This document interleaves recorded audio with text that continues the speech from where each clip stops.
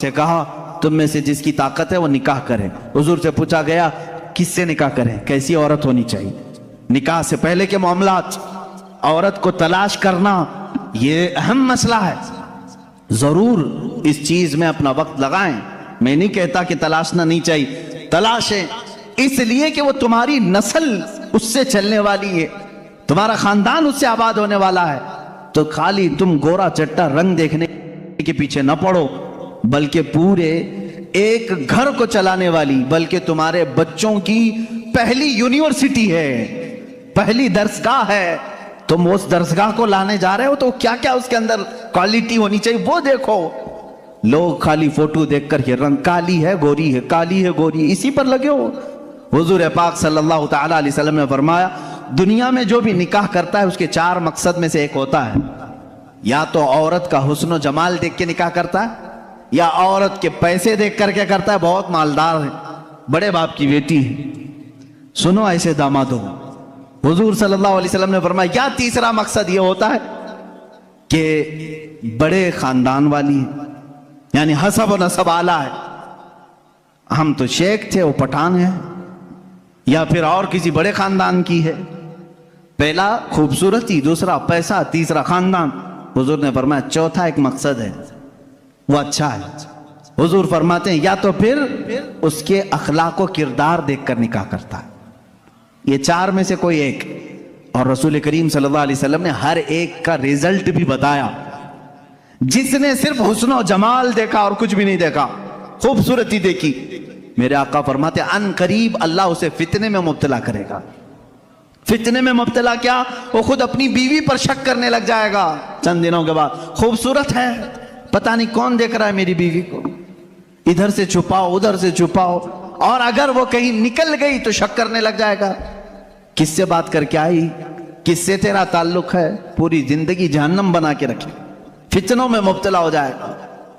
میں یہ نہیں کہہ رہا کہ خوبصورت لڑکی سے شادی نہیں کرنا چاہیے، کرو، لیکن اس کے ساتھ جو دیکھنے کا حکم ہے وہ بھی دیکھو۔ خوبصورت عورتیں، خوبصورت لڑکیاں تمہارے لیے نقصان دہ نہیں، اچھی ہیں، لیکن اس کے ساتھ جو دیکھنے کا حکم ہے وہ دیکھنا ضروری۔ میرے آقا صلی اللہ علیہ وسلم نے دوسرے نمبر پر فرمایا جس نے صرف مال دیکھ کر کے نکاح کیا، بہت پیسے والا گھر ہے، نکاح کرو اس سے، کیونکہ نکاح کے ساتھ گاڑی گھوڑا سب آئے گا۔ حضور پاک صلی اللہ علیہ وسلم فرماتے ہیں ان قریب اللہ اسے فقیر بنا دے گا، اسے محتاج بنا دے گا۔ ایسے دامادوں کو دیکھا ہے ہم نے، ہر ایک سے قرضے لیتے رہتے ہیں، ہاں سسر سے تو ملا ہی تھا لیکن برکت کچھ نہیں ہوئی، پھر اس سے 4 اس سے 4 اس سے 4 قرضے میں ہی ڈوبا ہے، اور یہ قرض کی لعنت اس کی ختم نہیں ہوتی۔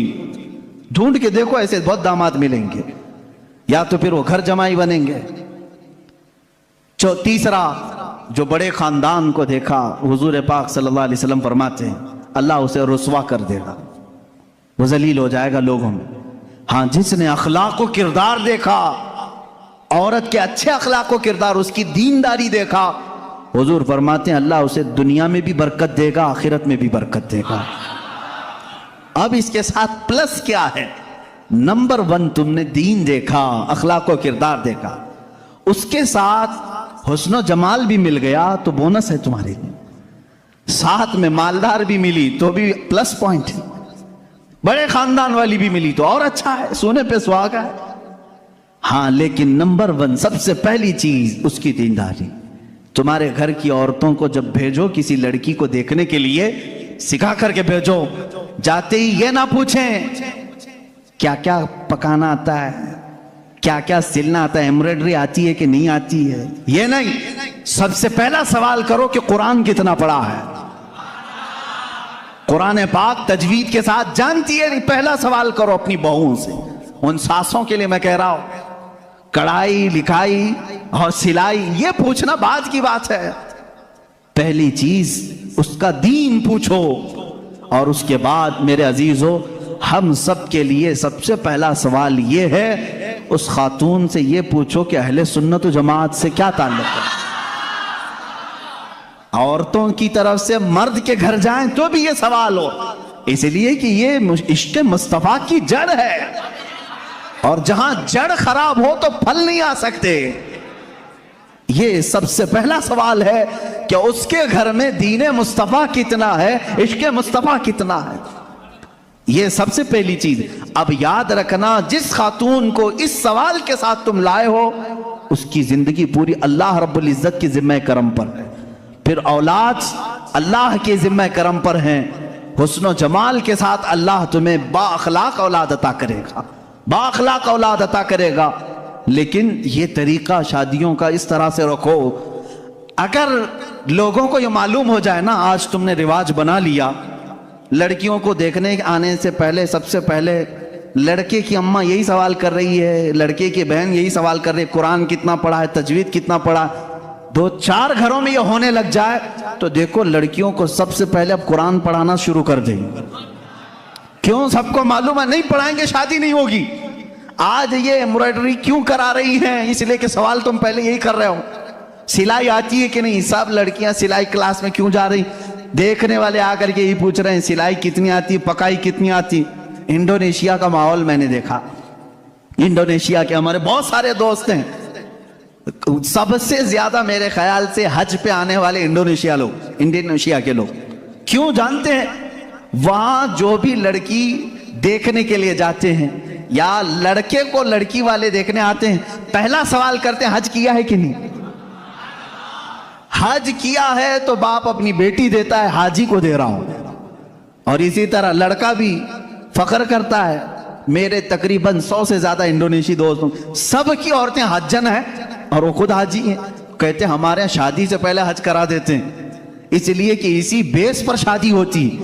یہ کتنے اچھی چیز ہے کہ دین کا سوال ہو رہا ہے، دین پوچھا جا رہا ہے. ہاں یہ تو تم نے لڑکیوں سے جا کر کے گھروں میں پوچھا کڑھائی آتی ہے، سلائی آتی ہے، پکائی آتی ہے. اور یہی سوال لڑکی کے گھر والے جب لڑکے پر کے پاس آتے ہیں کیا کرتے ہیں؟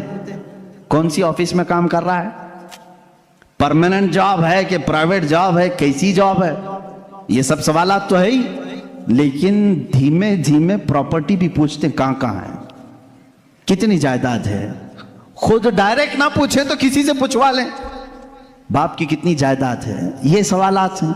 ان بیسس پر، ان بنیادوں پر جب شادیاں ہوں گی تو خرافات نہیں تو اور کیا ہوگا. اسلام کی جو مقدس شادیاں تھیں وہ کس بنیاد پر ہوتی تھی جانتے ہیں؟ ایک واقعہ میں سناتا ہوں تمہیں.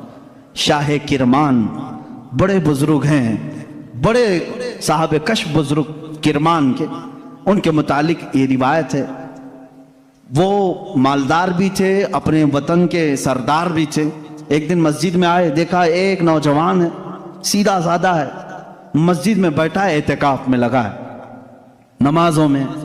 رات کو دیکھا آپ نے آ کر کے قرآن پڑھ رہا ہے. اس کو آبزرو کرتے رہے. تیسرے دن آپ نے آ کر اس سے پوچھا کہ بیٹا تم کہاں سے آئے ہو، کہاں ہے تمہارا گھر؟ کہا بس یہ جھونپڑی ہے. ایک چھپر ڈال کر کے جھونپڑی رکھا تھا. کیا مقصد ہے؟ کہا اللہ کو راضی کرنا ہے، بس اللہ راضی ہو جائے میں اس کے لیے دن رات محنت کر رہا ہوں.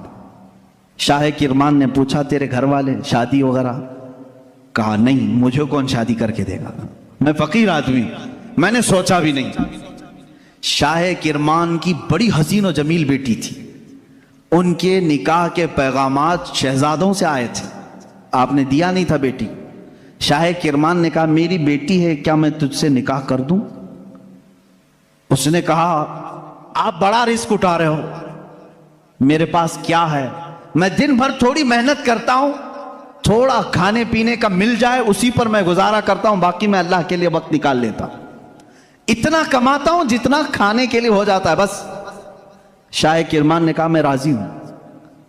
اس نے کہا پھر سوچ لیں آپ، میرا گھر دیکھ لیں. کہا میں تجھے دیکھ لیا بس کافی. گھر کہاں ہے تیرا؟ وہ نہیں. اپنی بیٹی سے جا کر کے کہا ایک حسین شہزادہ میں نے تیرے لیے ڈھونڈ لیا. بیٹی بھی ایسی نہیں کہ چنچل ہو، حسن کی پری ہو تو ناٹک اور نخرے آ جائے نہ. شاہ کرمان کی بیٹی تھی. کہا بابا جان آپ نے جو فیصلہ کیا وہ بالکل صحیح ہو. کہاں گھر ہے؟ کہا جھوپڑی میں ہے ایک، بس جو پھڑ لگا کر کے درختوں کے ایک جھوپڑی بنایا ہوا. یہ شاہ کرمان کی بیٹی، وقت کے فرما روا وہاں کے سردار اور حاکم کی بیٹی تیار ہے. آپ نے ضرور اس نوجوان میں کوئی تقوی دیکھا ہوگا. کہا ہاں. مغرب میں آئے، مسجد میں نکاح ہو گیا، مسجد میں نکاح ہو گیا، اور دولہے سے کہا آجا اپنے گھر، ہمارے گھر کھانا کھا لے، اور اپنی دلہن کو لے کر اپنے گھر چلا۔ نہایت سادگی سے شادی ہوئی، دولہے کی طرف سے کوئی نہیں، مسجد کے جو نمازی تھے وہی آئے، دلہن کے گھر پہنچے، شاہ کرمان کی بیٹی کے ہاں دعوت ہوئی، رات کو دلہن کو لے کر یہ آئے جھونپڑی میں صرف ایک بسترا لگا تھا، پردے کا دروازہ تھا، پردہ گرایا، اور ایک سرائی پانی کی رکھی ہوئی، جس میں مٹکا جس کو کہیں آپ، اس پر ایک آدھی روٹی رکھی ہوئی ہے سوکھی۔ خاتون آئی، سب سے پہلے پوری جھونپڑی کو دیکھتی رہی، اور اس کے بعد پوچھی یہ روٹی کس چیز کی ہے؟ کہا آج کمائی کے لیے نہیں گیا، آج شادی تھی تو آج آدھی روٹی کھایا ہوں، کل کے لیے اس کو رکھا ہوں، آدھی روٹی بچا کر کل کے لیے رکھا ہوں۔ وہ رونے لگی۔ خاتون کہتی مجھے لگتا ہے میرے باپ نے غلط فیصلہ کیا، میں نے تیری بڑی تعریف سنی تھی۔ وہ نوجوان کہتا ہے مجھے معلوم تھا بڑے گھر کی عورتیں ہمارے ساتھ کیسے رہ سکتی ہیں، تم بڑے باپ کی بیٹی ہو۔ وہ شہزادی کہنے لگی نہ، بڑے باپ کی بیٹی بڑے گھر کی تمنا نہیں کر رہی ہے، مجھے میرے باپ نے قناعت اور توکل سکھایا ہے اللہ کی ذات پر۔ مجھے اس بات کا احساس ہو رہا ہے کہ میرا نکاح میرے باپ نے اس شوہر کے ساتھ کیا جو آج کھا کر کے کل کے لیے بچا رہا ہے۔ کیا تیرا اتنا یقین نہیں جو آج آدھی روٹی دے سکتا ہے وہ کل بھی تیرا رزق دے گا؟ توکل تیرا کیوں نہیں اللہ کی ذات پر کہ آج جو تجھے کھلایا وہ کل بھی کھلائے گا؟ تو نے بچا کر کے اس طرح رکھا تو مجھے احساس ہوا۔ میرے عزیزو، یہ ہے وہ اسلامی شادیاں، نوجوان اتنا پرہیزگار کہ آئی ہوئی خاتون اس سے بڑی پرہیزگار، اس سے بڑی متوکلہ، اللہ کی ذات پر یقین رکھنے والی۔ یہاں ساری چیزیں میں نے اس لیے سنائے نوجوانوں، زندگی صرف ہنسی خوشی کھیل کود پکنک سیر سپاٹے کے نام نہیں، ایک دوسرے کی زندگیوں میں اتر جانے کا نام ہے، ایک بہت ہی اعتماد کے رشتے کا نام ہے، دونوں کے درمیان اتنا اعتماد ہو، اتنا بھروسہ ہو۔ اب شوہر اور بیوی کا بھروسہ، ایک اور بھی بات میں بتاؤں، بیویاں بھی سن رہی ہوں گی، عورتیں بھی، جو عورت اپنے مرد سے محبت کرتی ہے اور جو مرد اپنی عورت سے محبت کرتا، صرف محبت کرنے والوں کے لیے پیغام ہے، کیا تم یہ چاہتے ہو کہ تمہاری بیوی ہمیشہ تمہارے ساتھ رہے؟ یا ہو سکتا ہے آپ ڈر کر کے بولیں یا خوشی سے بولیں، کچھ بھی بولو آپ، لیکن جو محبت کرنے والا وہ کہے گا ہاں مجھے تو رہنا ہے۔ باقی جس کے لیے آفت ہے وہ تو کچھ بھی بولے گا۔ عورتیں جو محبت کرنے والی، میں یہ کہوں گا کیا تم چاہتی ہو کہ تمہارا شوہر بھی ہمیشہ تم سے محبت کرے اور تم ہمیشہ اس کے ساتھ رہنا چاہتی ہو؟ تو میرے عزیزو، بزرگوں نے لکھا ہے وہ کتنے بیوقوف ہیں وہ لوگ جو آپس میں ایک دوسرے سے محبت کرتے ہیں۔ دنیا میں ہر عورت چاہتی ہے کہ میرا شوہر چھوڑ کے کہیں نہ جائے، مرد یہ چاہتا ہے کہ میری عورت میرے علاوہ کسی اور کو نہ دیکھے۔ ان دونوں کے لیے یہ چاہیے کہ کل قیامت کے دن جب فیصلہ ہو جائے، میرے آقا صلی اللہ علیہ وسلم نے فرمایا اگر دونوں کی نیکیاں آ گئیں، پاس ہو گئے، تو جنت میں بھی اللہ تعالیٰ انہیں ساتھ رکھے گا، اور اگر اس میں سے ایک بے نمازی تھا تو مرد دوزخ میں جا رہا ہوگا، عورت جنت میں جا رہی ہوگی۔ عورت بے نمازی تھی، مرد نمازی تھا، مرد جنت میں جا رہا ہوگا، عورت دوزخ میں جا رہی ہوگی۔ میں یہ سمجھتا ہوں محبت کرنے کا ایک تقاضا یہ ہونی چاہیے کہ جب دنیا میں ہم ایک دوسرے کو چھوڑ کر رہنا پسند نہیں کرتے تو ایک دوسرے کو نیکیوں کی اتنی تلقین کرو کہ کل قیامت کے دن بھی نام پکارا جائے تو ہمارا دونوں کا نام جنت میں جانے والوں میں ہو، میں بھی اس کے ساتھ ہوں، وہ میرے ساتھ ہو۔ یہ محبت ہے۔ عورت کو چاہیے کہ اپنے مرد کو نمازوں کی تلقین کرے، مرد کو چاہیے کہ اپنی عورت کو نمازوں کی تلقین کرے۔ یہ ہے اسلامی زندگی جس میں آپ خوشیوں کی اور بہت ساری مسرتوں کی بہاریں دیکھیں گے۔ اللہ کے نبی صلی اللہ تعالیٰ علیہ وسلم کی آئلی زندگی اور آپ کی ازدواجی زندگی پر مجھے آج گفتگو کرنی تھی۔ जो कुछ भी मैंने कहा है मेरे अजीजों, ये नमूने अमल है हमारे लिए। अल्लाह रब्बुल इज़्ज़त हमारे सबके बच्चों के मुस्तकबिल नेक फरमाए। हर आने वाली दुल्हन को मौला ताला आने वाले ये घर वालों के लिए बरकतों और रहमतों का जरिया बनाए और दोनों के घरों में इत्तेहाद और इत्तेफाक मोहब्बतें नसीब फरमाए। ना चाकी ना इत्तेफाकी तलाक जैसी बहुत सारी नहुसतों से अल्लाह हमारे घरों की हिफाजत फरमाए। अल्लाह रब्बुल इज़्ज़त हमारी इन महाफिल की बरकत से हर एक की जिंदगी खुशहाल फरमाए। जिनकी बीवियां बदकार हो चुकी हो मौला उन्हें सीधे रास्ते पर लाए। जिनके शोहर बिगड़ चुके मौला उनको सिराते मुस्तकीम अता फरमाए। जिनके औलाद नाफरमान हो चुके हसनैन करीमैन के सदके मौला उन्हें सालेह बनाए, नेक रास्ते